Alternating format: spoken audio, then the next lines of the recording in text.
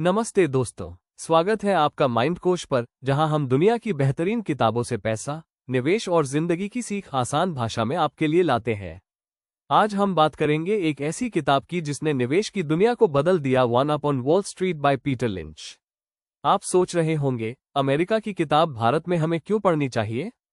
क्योंकि इसके सिद्धांत हमेशा लागू होते हैं, चाहे वो वॉल स्ट्रीट हो या दलाल स्ट्रीट। इंसानी मनोविज्ञान और बिजनेस की नींव एक जैसी है। और इस वीडियो में मैं आपको भारतीय उदाहरण दूंगा, डी मार्ट से लेकर ज़ोमैटो, पेटीएम से लेकर एचडीएफसी बैंक, ताकि आप इन आइडियाज को अपनी निवेश यात्रा में तुरंत इस्तेमाल कर सकें। तो चाय उठा लीजिए और तैयार हो जाए अगले 25 मिनट में ये जानने के लिए कि पीटर लिंच की सोच से एक आम निवेशक भी मार्केट में एक्सपर्ट्स को हरा सकता है। पीटर लिंच का संदेश सीधा है, आम निवेशक भी एक्सपर्ट्स को हरा सकता है, अगर वो वही इस्तेमाल करे जो वो रोजाना देखता और जानता है। आपको जीनियस इकोनॉमिस्ट होने की जरूरत नहीं, ना ही कोई हाई फाई एल्गोरिदम। सिर्फ अपनी रोजमर्रा की जिंदगी को ध्यान से देखिए। उदाहरण, मान लीजिए आप 2010 में डी मार्ट गए। लंबी कतारें, सस्ता सामान, खुश ग्राहक। अगर आपने 2017 में आईपीओ के समय 600 रुपये पर निवेश किया होता, तो 2021 तक ये 5000 रुपये के ऊपर चला गया। यही है लिंच का invest in what you know. आपकी ताकत है पहला अनुभव। आप ट्रेंड्स को एनालिस्ट से पहले पकड़ सकते हैं। लिंच ने शेयरों को 6 कैटेगरी में बांटा है। आइए हर कैटेगरी को भारतीय उदाहरणों से समझते हैं। स्लो ग्रोअर्स, बड़ी कंपनियां जिनकी ग्रोथ धीमी लेकिन स्थिर होती है। उदाहरण, आईटीसी, सिगरेट, एफएमसीजी, होटल, सब कुछ है लेकिन ग्रोथ धीमी। स्टॉलवर्ट्स, भरोसेमंद बड़ी कंपनियां। उदाहरण, एचडीएफसी बैंक, इन्फोसिस, ये स्टेडी कंपाउंडर्स हैं। फास्ट ग्रोअर्स, छोटी लेकिन तेजी से बढ़ने वाली कंपनियां। उदाहरण, एवेन्यू सुपरमार्ट्स, डी मार्ट या शुरुआती दौर का ज़ोमैटो। रिस्क भी ज्यादा, रिटर्न भी। साइक्लिकल्स, जिनका बिजनेस चक्र पर निर्भर करता है। उदाहरण, Tata steel, Maruti, real estate कंपनियां। अच्छे समय में मुनाफा, मंदी में नुकसान। टर्नअराउंड्स, मुश्किल में फंसी लेकिन वापसी करने वाली कंपनियां। उदाहरण, स्पाइस जेट का रिवाइवल या पीएसयू कंपनियां सुधार के बाद। एसेट प्लेस, जिनके पास छुपी हुई वैल्यू हो। उदाहरण, आईआरसीटीसी, रेलवे मोनोपोली या ऐसी कंपनियां जिनके पास प्राइम लोकेशन की जमीन है। लिंच कहते हैं, हमेशा जानिए कि आप किस कैटेगरी का शेयर खरीद रहे हैं। लिंच की सबसे बड़ी ताकत थी ऑब्जर्वेशन।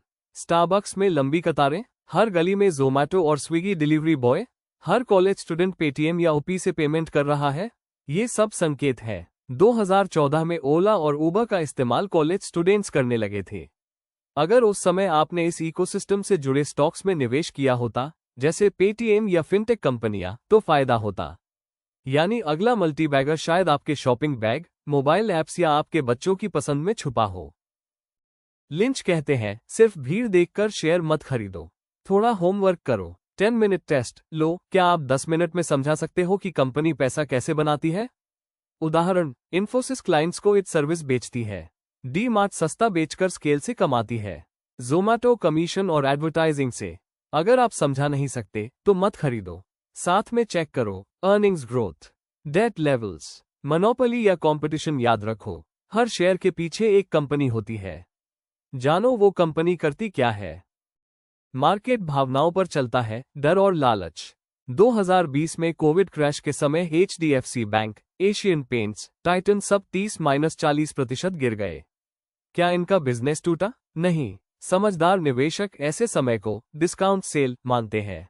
जैसे दिवाली पर सेल लगती है, वैसे ही मार्केट क्रैश भी सेल है। लेकिन दूसरी तरफ हाइप से बचो। याद है पेटीएम का आईपीओ?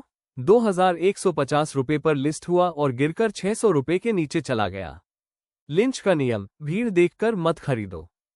पीटर लिंच सैकड़ों स्टॉक्स मैनेज करते थे, लेकिन एक आम निवेशक के लिए 8-12 अच्छे स्टॉक्स काफी है।